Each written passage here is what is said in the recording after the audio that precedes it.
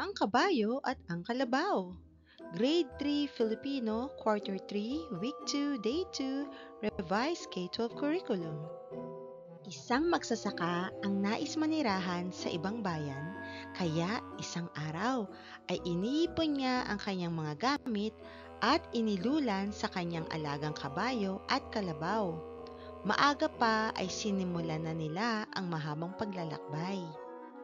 Makaraan ng ilang oras ay nakaramdam ng matinding pagod at panghihina ang kalabaw dahil sa bigat ng kanyang pasanggamit.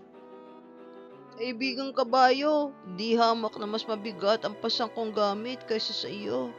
Maaari bang tulungan mo ko at pasanin mo yung iba? Pakiusap ng kalabaw. Aba, yan ang pinataw sa iyong balikat ng ating amo, kaya pagtiisan mo. Anang kabayo na lalo pang binilisan ang paglalakad. Parang awa mo na, tulungan mo ako. Di ko nakakayanin ang bigat ng dala ko. Nangihina ako. Alam mo namang kailangan kong magpalamig sa ilog kapag ganito katindi ang init ng araw dahil madaling mag-init ang katawan ko. Pakiusap pa rin ng kalabaw. Bahala ka sa buhay mo! Naiinis ang sagot ng kabayo. Makaraan pa ang isang oras at lalong tumindi ang init ng araw.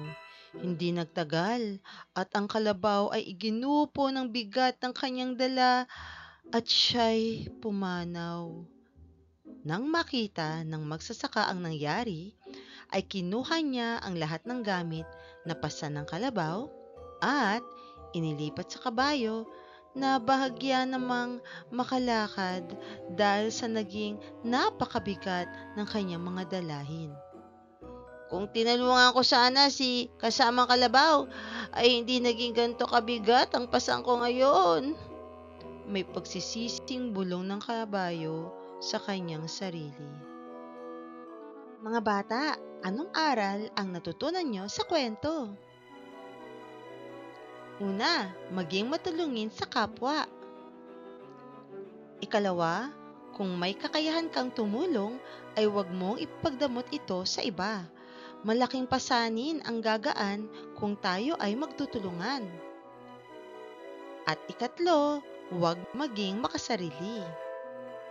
Sagutan ang mga katanungan. Una, anong suliranin kaya ang ipinapakita sa video? Ikalawa, ano ang ibig sabihin ng salitang malasakit o pagtulong sa kapwa? Ikatlo, ano-ano ang mga iba't ibang pamamaraan ng pagmamalasakit sa kapwa?